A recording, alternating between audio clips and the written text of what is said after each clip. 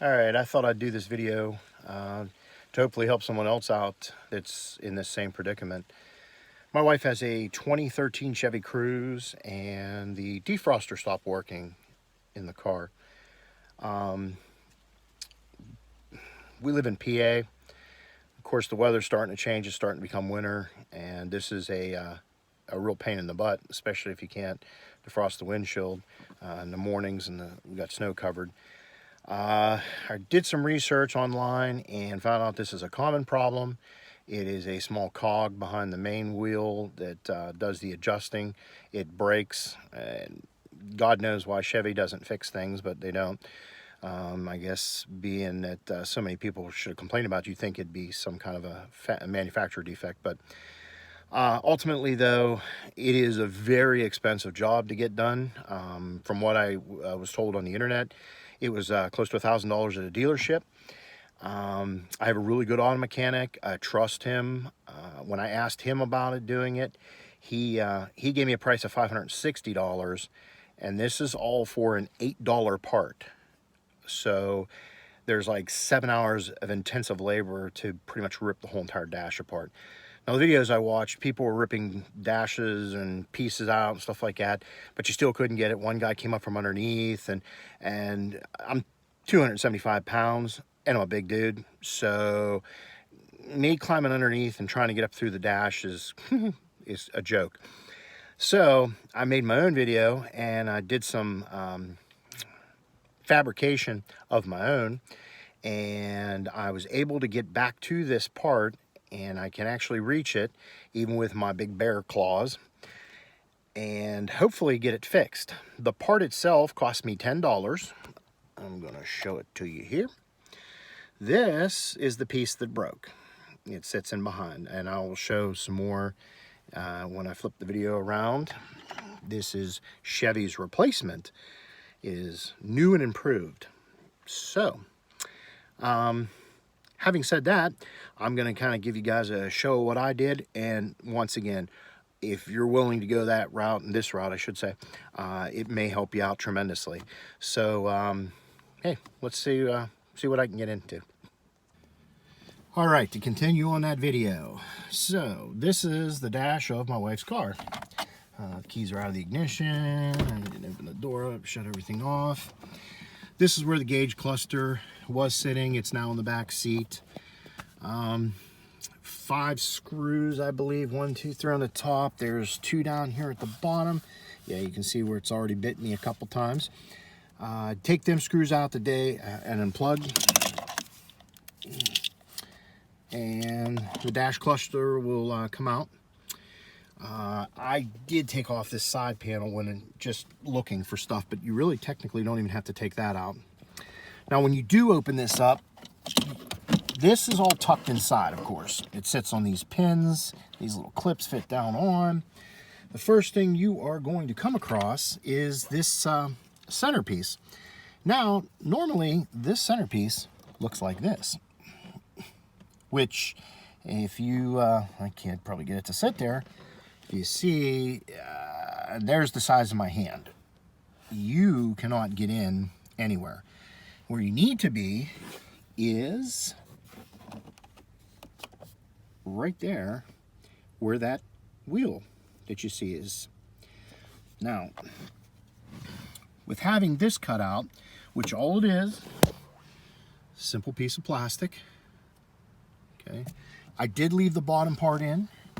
It holds in this piece, this cross member for the dash. I'm sure it has to do something with safety and security. It really did not affect the integrity of the dash. You can push on a little bit, but it's not terrible. But ultimately, I think missing it is probably just more cosmetic, and you're not going to really see it once you put the cluster back in. You do have to get in there. You'll have to pry these clips off and get this piece so you can at least maneuver it. And then once you get all this out of your way, you pretty much can get your hands down in there to get this. Now, the wheel itself, let me get resituated here. The wheel itself won't come out. there is a little small screw and a locking plate, which I have here in my hand, that are on the outside of it. You take that screw and you take this locking plate off. And once you have that off, you can actually get a hold of that wheel and pull it out off its main shaft, as so. Now, that little cog that's at the top, the little gear, that is what actually opens up your defrost.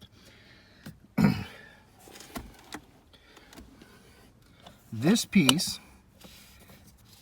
sits in, of course I dropped it.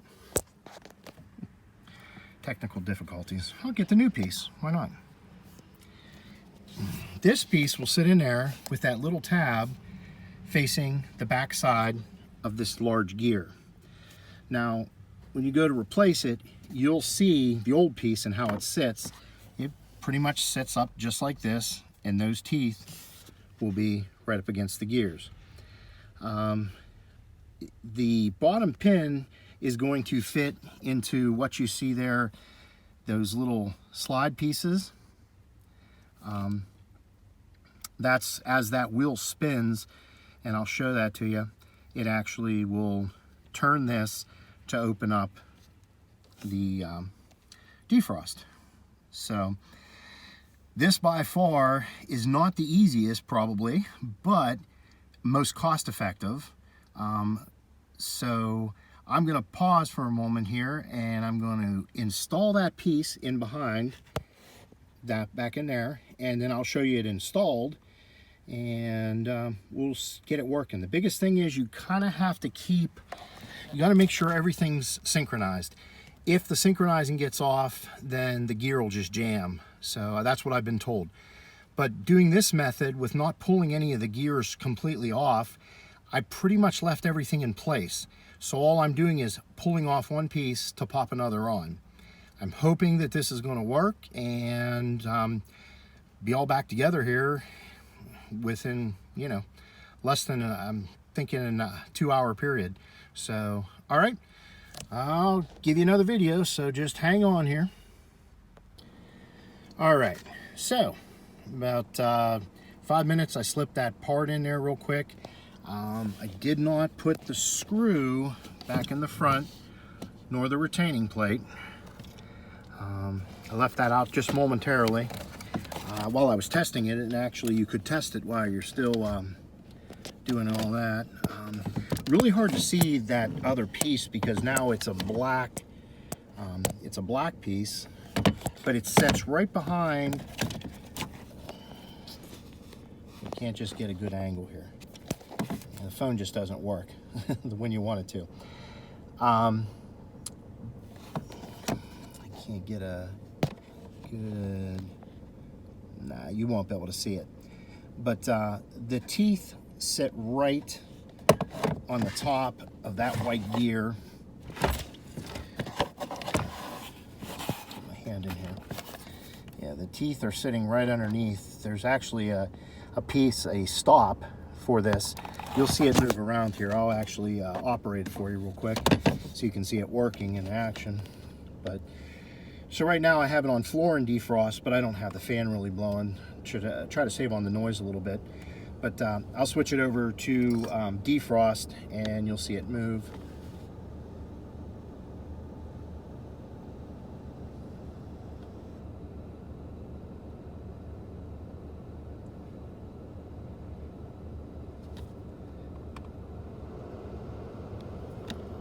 So now it's all on defrost. I had it on floor and defrost, so here we'll put it down, put it on the front vents. See it spin here, so you'll see it close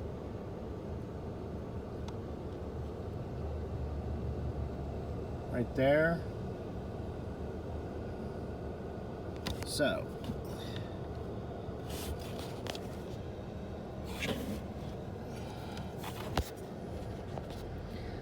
put it on defrost.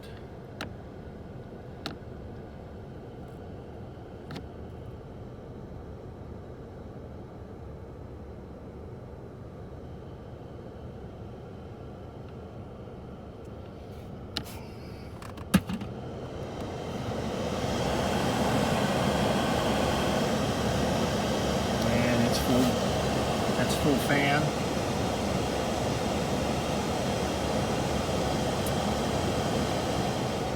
Put it on the feet.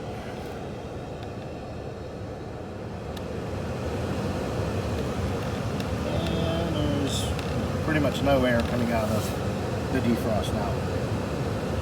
So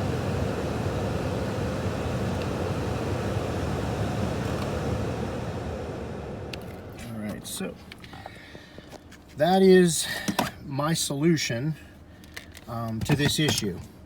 Once again, we are talking an $8 part, which, sorry, I got cut off there in the middle of the video.